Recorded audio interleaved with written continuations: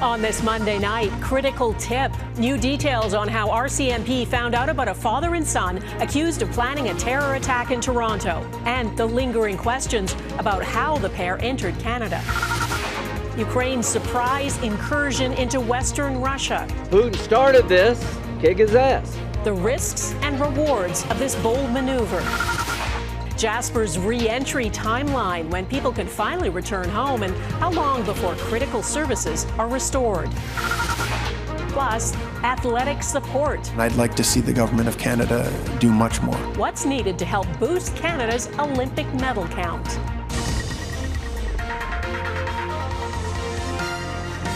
Global National with Donna Friesen. Good evening and thanks for joining us. There is new information tonight on how Canadian authorities became aware of a father and son who have been accused of being in the advanced stages of planning a terrorist attack in Toronto. RCMP arrested the two at a hotel in Richmond Hill, Ontario in late July. They have been charged with terrorism offences and conspiracy to commit murder. Global News has now learned it was information from authorities in another country that tipped off Canadian police. Mercedes Stephenson has our top story tonight. It was an alleged terror plot the RCMP considered a close call. Had an allied country not warned Canada about Ahmed Fouad Mostafa Eldidi and his son, Mostafa Eldidi, things may have unfolded very differently. Global News has learned that Canada's spy agency, CSIS, received a tip from an allied country this summer, warning them to look into the Eldidis. The tip came in around June as concerns about attacks by the so-called Islamic State across the West spiked ahead of the Olympics. Two national security sources told Global News that CSIS launched an investigation and then turned the file over to the RCMP. The Prime Minister addressed the arrests for the first time Monday. We are proceeding in a proper and thorough investigation on exactly how this happened, and we will share with Canadians at the appropriate moment. Trudeau acknowledged Canadians are concerned about potential holes in the immigration system after the father was able to immigrate to Canada and obtain citizenship, despite having allegedly appeared in an ISIS propaganda video dismembering a prisoner. Former Conservative Immigration Minister Chris Alexander says people can conceal their past when entering Canada, but that a significant increase in people seeking to come to Canada, combined with under-resourced security checks, could allow the wrong people to slip in, and that creates a political risk for the government. People with connections to terrorism have come to light in the system, and when that connection is strong enough to potentially embarrass the government, then the political level is briefed and brought in. It's not the first time Canada has narrowly averted a terror attack thanks to an ally. In August of 2016, Aaron Driver was shot after the FBI warned Canada of his imminent suicide bomb plot.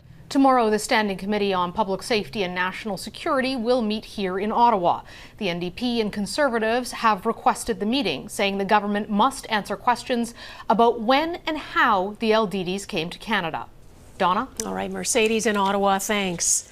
Global News has learned Canada's elite counter-terrorism unit is on the ground in Lebanon. Multiple sources say JTF-2 is also in Israel and other areas nearby to advise the embassies and provide security if the conflict escalates. Prime Minister Justin Trudeau is asking all Canadians to leave Lebanon while they still have access to commercial flights. There are efforts underway to try to de-escalate tension in the Middle East. France, Germany and the UK are urging Iran and its allies to refrain from further attacks on Israel that would lead to retaliation. At the same time, the U.S. is preparing for it, ramping up its military presence while pressuring Israel and Hamas to reach a ceasefire deal in Gaza that would free Israeli hostages. Jackson Proskow reports. Believing a major attack on Israel may be imminent, the U.S. has dispatched a guided missile submarine and ordered another aircraft carrier strike group to speed to the Middle East. We have to be prepared for what could be a significant set of attacks, which is why, again, we have increased our force posture and capabilities in the region. Israel says its military is now on peak alert. The fear is of another significant Iranian strike with drones and missiles, larger than the one that took place in April, launched from two fronts, Iran and Lebanon. We obviously don't want to see any kind of attack or response. Iran and its proxies have vowed retaliation for the assassinations of a senior leader of Hezbollah in Beirut and the political leader of Hamas in Tehran. All the while, ceasefire and hostage talks hang in the balance. The situation is said to have fractured Israeli leadership, with reports Prime Minister Benjamin Netanyahu is openly feuding with his defense minister over whether to pursue a deal or fight on against Hamas. The Secretary General reiterates his urgent appeal for an immediate ceasefire and the unconditional release of all hostages. Inside Gaza, the situation is increasingly grim. Hamas says its own soldiers fired shots in 2 separate incidents, killing 1 Israeli hostage and seriously wounding 2 others. While Israeli airstrikes are relentless, killing dozens at a school turned shelter, which Israel claimed housed terrorists, and at a home in central Gaza. If Iran takes direct aim at Israel, it would all but certainly derail ceasefire talks, opening up the risk of a wider regional war. Jackson Proskow, Global News, Washington. Ukraine's president calls the surprise incursion into Russian territory a catastrophe for Vladimir Putin. Volodymyr Zelensky claims it was done purely to protect Ukrainians who are being shelled from the Russian side of the border. Whatever the intention, it is the first foreign army to seize Russian territory since the Second World War. Ukraine's top commander claims his forces now control as much as 1,000 square kilometers in Russia's Kursk region. The surprise attack has boosted Ukraine's morale and unsettled the Kremlin. But as Redmond Shannon reports, Putin is vowing to kick the enemy out. Evacuations from a second Russian region that borders Ukraine, this time Belgorod. It neighbors Kursk region, from where tens of thousands of Russians have already fled. In the past 6 days, Ukrainian troops have advanced up to 30 kilometers inside Kursk. On Monday, the head of Ukraine's armed forces claimed 1,000 square kilometers of Russia are now under Ukraine's control. Ukraine's invasion of Russia is the first by a foreign army since the Second World War. Optically, this is quite a substantial maneuver. It's clearly taken the Russians by surprise. A new video posted by Ukrainian troops shows them removing a Russian flag from a building. It is undoubtedly embarrassing for Vladimir Putin, 2.5 years after he started the full-scale invasion of Ukraine. The Russian president promises to push Ukrainian forces back out, claiming the incursion is a negotiation tactic by Kyiv for any future peace talks. Volodymyr Zelensky says the operation is purely to liberate Ukraine's border region from shelling, but there are other effects too. Given how critical the situation is on Ukraine's eastern front, that Ukraine may be trying to divert Russian forces from those areas. It is a big gamble for Zelensky. I think right now the Ukrainians have seized the initiative, but we don't know the end of this story. The invasion is a new opportunity for Russia to frame Ukraine and its allies as aggressors, as it has done throughout the war. On Monday, Russia's defense ministry opened a public exhibit of NATO equipment seized from the battlefield. Among them, the Ontario-made Rochelle Senator armoured vehicle. Redmond Shannon, Global News, London. People who had to flee the fires in Jasper, Alberta 3 weeks ago will finally be able to return home on Friday. Essential services are still in the process of being restored, but as Jamie Dahl reports, residents can begin the daunting task of rebuilding. Amongst the ruins, it still stands, stained in soot and water damage. But it could be months before one of Jasper's favorite watering holes in the heart of this historic town reopens. It's a stubborn old brew pub for sure. 19 years the brew pub's been around. Certainly the loss next to us is catastrophic. All the memories that are lost, that's probably the hardest part. Jasper residents and business owners will finally get a chance to see what's left of their properties with their own eyes as soon as Friday. 3.5 weeks after a fast and fierce wildfire decimated 1/3 of the town. Exciting. There's lots of anticipation of what it will look like. Up until now, some have only gotten a glimpse of the destruction through the windows of tourist buses. No one has been allowed inside any home still standing. Officials warn there could be damage. It's more about a reconnaissance mission, almost, if you will. The critical services that are usually available may not be there. So even though your house is still standing, if you don't have gas or water for several weeks, you might not decide to go live in that house. With no resources in place yet for residents who have lost their homes and no accommodations available in Jasper, it will be weeks or months before baseline normalcy is restored. There will be an adjustment. Our residents will re-enter to what they will have to make as a new normal. They will need time and space to do that. The mayor says visitors must respect the new reality too. Tourism will help bring the local economy back in time, but for now there are no services for guests. Chad Murphy lost a rental property and says they were set to open a new distillery the night before the fire broke out, but knows others have lost far more. Our chef at Jasper Brewing lost everything in his home. Our GM lost his home. I have hope that we'll be able to rebuild in Jasper as quickly as possible. The fire is still burning out of control on the edge of town, and those who return will remain under evacuation alert. For everyone from Jasper, homecoming doesn't change that there are going to be a lot of difficult days ahead. Jamie Daw, Global News, Banff.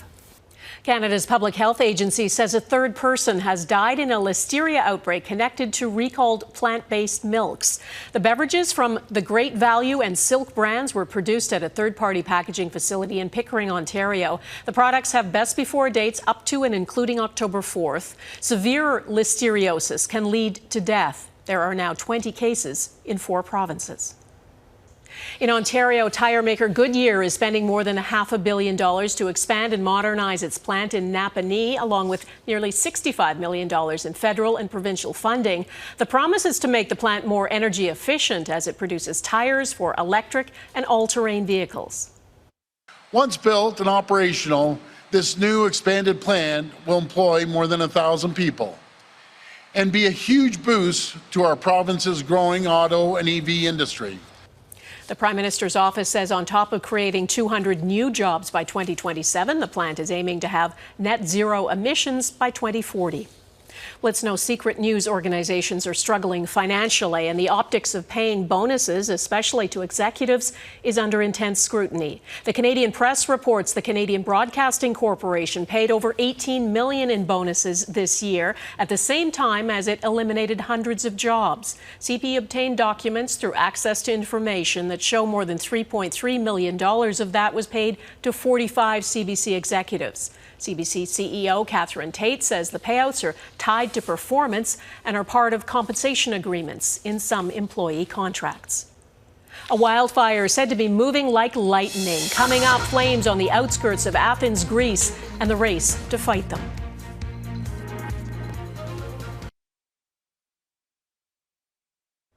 A thick haze has settled over Athens, Greece, as firefighters try to control a wildfire that's raging on the edge of that city. Strong winds helped push the fire to the suburbs of the Greek capital, knocking out power in several neighborhoods. Hospitals, monasteries, historic sites, and neighboring towns have all been evacuated. North of Athens, the Olympic Sports Complex was opened overnight to house people who had to abandon their homes. Ditu Garcha reports on the desperate work to save as much as possible.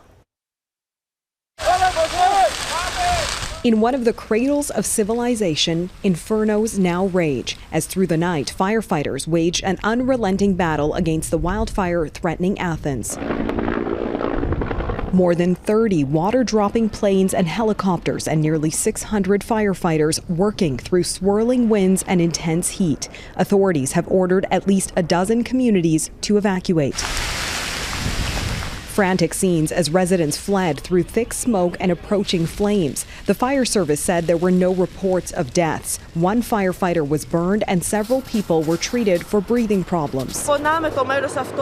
It hurts. We have grown up in the forest. We feel great sadness and anger, said this resident. This man said the flames surrounded me. I couldn't see. I hit a pine tree and this happened. As this woman, who stayed back after police told her to leave, said, "We knew that if we left, no one will defend our house. We have experience from 2 other fires." 30 years I was building all that. 30 years. The full extent of damage to homes and forests not immediately clear. Officials say the fire, fueled by prolonged drought and record-breaking temperatures, shows no sign of relenting. I think we all would tend to agree that global warming is having a significant impact. Jonathan Clark works with a national disaster charity and is a former California Wildfire Fund advisor. He says human behavior and overhead power lines are major causes, but global warming is making fires more devastating. And if you look in California, if you look in Canada, you look in Australia, look in Greece, look across Europe, we have longer periods of dry, and then we have more intense storms. Greece has requested international help to try and contain the fire. Their fury, like something brought forth by ancient gods. The fears facing those who live here and those on the front lines are all too real. Neetu Garcha, Global News, Vancouver.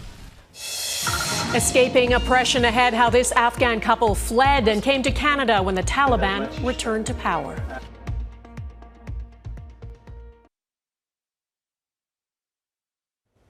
Thursday marks 3 years since Afghanistan was again taken over by the Taliban, turning the lives of people there, especially women and girls, into a nightmare. Life is intolerable, and Afghans have been fleeing by the thousands. Some have ended up in Canada.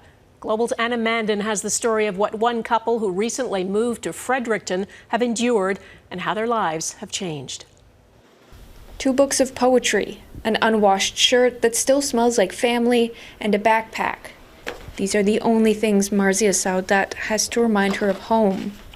And my phone, still I have the time zone of Afghanistan.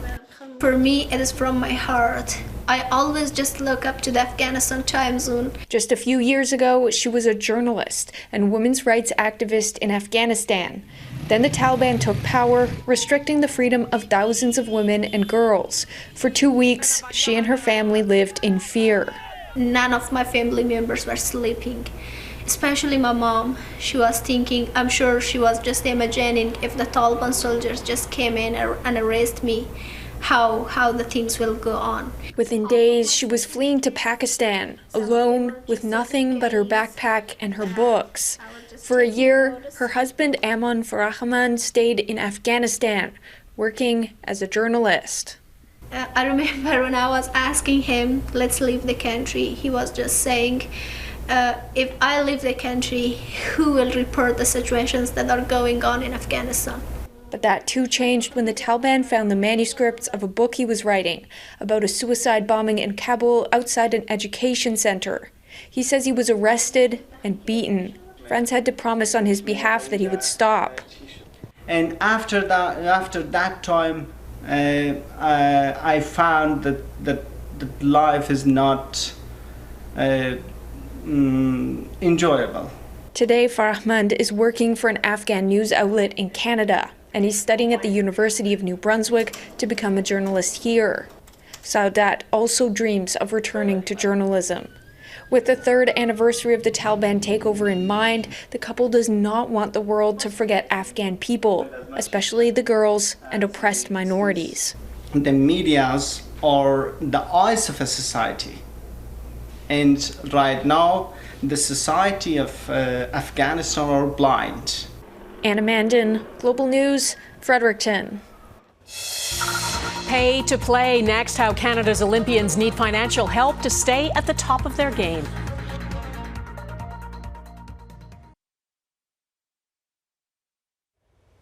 As Paris basks in its post-Olympic glow, the athletes are home, and those still in the game are already looking to the next competition.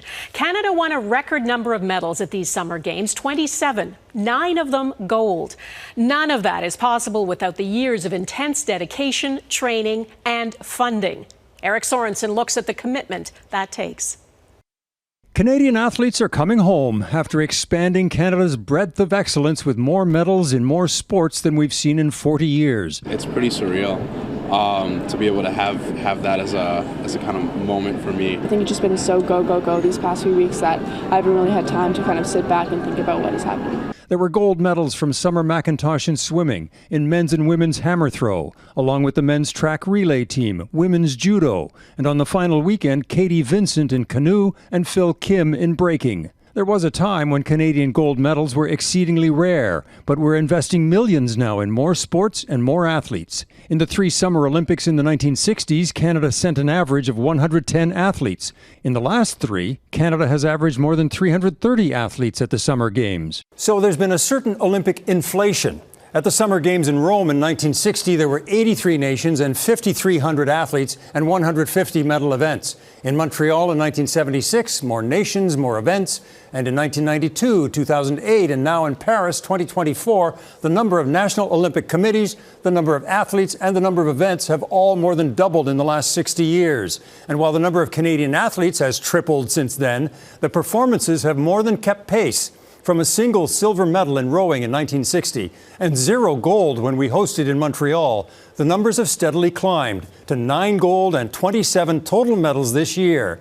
To keep up, of course, requires funding. I'd like to see the government of Canada do much more. There hasn't been an increase in the core funding of the national sports organizations, the 62 national or federally funded national sports organizations in 19 years. The Prime Minister didn't promise funding specifically, but expressed support enthusiastically. As we celebrate the end of the Olympics and the beginning of the Paralympics, we need to continue remembering we're celebrating Canadians every single day. That's what we need to do as Canada. For now, Canadian athletes return as the toast of the Summer Games. Honestly, I feel like now that we're back home, it'll be the time of reflection and kind of looking back a little bit more. For the Canadian Olympic Committee, the warm afterglow is as good a time as any to start building support for the next Olympics. The Winter Games are only 18 months away. Eric Sorensen, Global News, Toronto. That is Global National for this Monday. I'm Donna Friesen. Tonight's Your Canada is from Summerland, British Columbia. We'd love to see Your Canada. Please send it to our new email address, globalnational@globalnews.ca. And thanks for watching. Hope to see you here again tomorrow. Bye-bye.